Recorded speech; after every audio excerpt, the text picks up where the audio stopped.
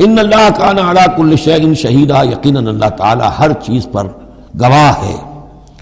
اب آئی ہے وہ آیت، اصل میں کانٹے دار آیت جو ہے، جو عورتوں کے حلق سے بہت مشکل سے اترتی ہے، کانٹا بن کر اٹک جاتی ہے۔ الرجال قوامون علی النساء، یہ تمہید تھی ساری، ایک سورہ بقرہ میں تمہید آ چکی تھی، علیہن لہن مثل الذی علیہن بالمعروف وللرجال علیہن درجہ، یہ کہہ کے بات چھوڑ دی۔ آگے آئے لا تتمنوا ما فضل اللہ بعضهم علی بعض، اور مزید اس کے لیے ذہنی جو ہے تیاری کر دی۔ اب آ رہی ہے وہ چیز جو چبھنے والی چیز ہے۔ الرجال قوامون علی النساء، مرد عورتوں پر حاکم ہے۔ یہ میں ترجمہ زور دے کر رہا ہوں۔ یہ قامہ جو ہے، قامہ جب علا کے ساتھ آئے گا تو کچھ اور معنی ہوں گے، قامہ بے کے ساتھ آئے گا کچھ اور معنی ہوں گے۔ قامہ بے کسی شے کو قائم کرنا، کونوا قوامین بالقسط، اسی سورہ مبارکہ میں یہ آیت آ جائے گی، کونوا قوامین بالقسط، عدل کو قائم کرنے والے بن کر کھڑے ہو جاؤ۔ قامہ علا، کسی کے اوپر، سر پر مسلط ہونا، یہ ہے گویا کہ ایک درجہ حاکمیت ہے۔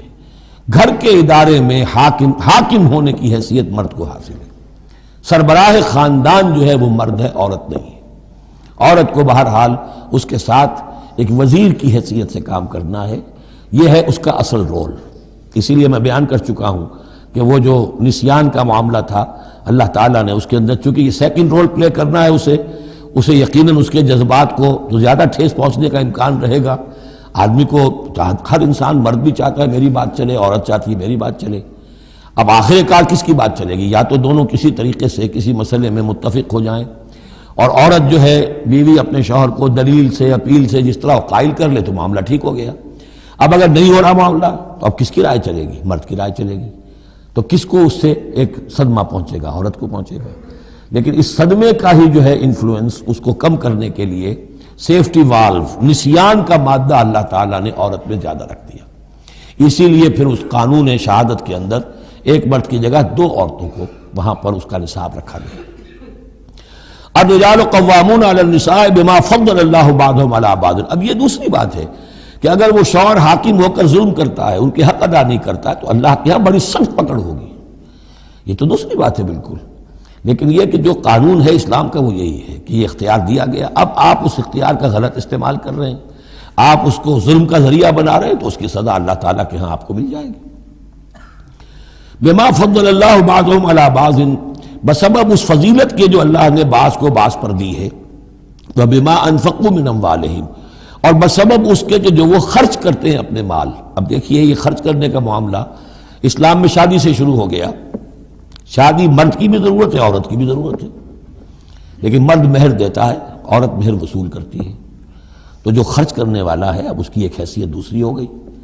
پھر گھر میں اس کا نان نفقہ پورا جو ہے، اس کا خرچہ، اس کی ذمہ داری، اس کو سپورٹ کرنا شوہر کے اوپر ہے، تو اب وہ مال خرچ کر رہے ہیں۔ بما انفقوا من اموالہم، فالصالحات، تو نیک بیویاں کون ہیں؟ جو کہ ایک یوں سمجھیے قرآن کے نزدیک ایک عورت کا جو اچھا کردار ہونا چاہیے، ایک خاتون خانہ کی جو بہترین روش ہونی چاہیے، وہ یہاں 3 الفاظ میں آئی ہے۔ فالصالحات، نیک بیویاں، قانتات، ایک تو فرما بردار ہوتی ہیں، شوہروں کی فرما بردار۔ حافظات للغیب، غیب میں حفاظت کرنے والیاں، یعنی ظاہر بات ہے کہ مال ہے کسی کا تو گھر میں ہے، وہ تو کام پہ چلا گیا ہے، اب وہ کس کی حفاظت میں ہے؟ بیوی کی حفاظت میں ہے۔ اسی طرح اب بیوی کی جو عصمت ہے وہ در حقیقت مرد کی عزت ہے، اب وہ اس کی عزت کی حفاظت کرے اس کی غیر موجودگی میں۔ اسی طرح مرد کے راز ہوتے ہیں، سب سے زیادہ بڑھ کر جو ہے رازدان وہ تو بیوی ہوتی ہے۔ تو 3 اعتبارات سے حافظات للغیب، حافظات للغیب، غیب میں حفاظت کرنے والیاں، حفاظت کرنے والیاں شوہر کے مال کی، شوہر کے رازوں کی، اور شوہر کی عزت کی۔ بما حفظ اللہ، اللہ کی حفاظت سے، حفاظت ہے تو اللہ کی، لیکن جیسے رازق اللہ ہے لیکن کام تو انسان کو کرنا پڑتا ہے، رزق کمانا پڑتا ہے۔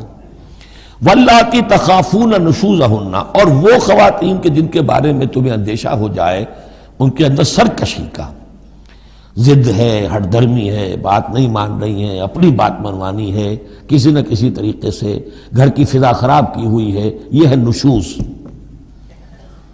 ذہناً تسلیم نہ کرنا کہ میری حیثیت جو ہے وہ بہرحال شوہر کے تابع دار کی ہے.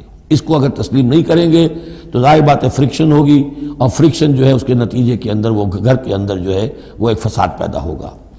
واللاتی تخافون نشوزہن فعظوہن، تو ان کو پہلے تو نصیحت کرو. واہجروہن فی المضاجع، دوسرے تنبیہ کے طور پر ان سے تعلق اپنے بستر علیحدہ کر لو اور ان کے ساتھ وہ تعلق ضل و شو جو ہے کچھ عرصے کے لیے بند کر دو. وَاضْرِبُوهُنَّ، اس پر بھی ٹھیک نہ ہو تو انہیں مارنے کی بھی اجازت ہے. اس میں حضور نے جو روکا ہے وہ یہ ہے کہ چہرے پر نہ مارا جائے اور کوئی ایسی مار نہ ہو جس کا مستقل نشان جسم پر پڑے. اب یہ چیزیں اللہ کا کلام ہے، اس کے اندر جو ہے کوئی ہمارے لیے کوئی جھجک نہیں ہے. معاشرتی زندگی کو ٹھیک رکھنے کے لیے اس کی ضرورت پیش آئے تو وہ بھی کرنی ہوتی ہے. فَإِنْ أَطَعْنَكُمْ، پھر اگر وہ تمہاری اطاعت کریں، فَلَا تَبْغُوا عَلَيْهِنَّ سَبِيلًا، تو اب ان پر خام خواہ کی زیادتی کرنا، پچھلے غصے نکالنا، بار بار جو ہے وہ اپنے غصے کا اظہار کرنا، یہ بھی ٹھیک نہیں ہے. ان اللہ کان علیٰ کبیرہ، یقیناً اللہ تعالیٰ بہت بلند ہے، بہت بڑا ہے.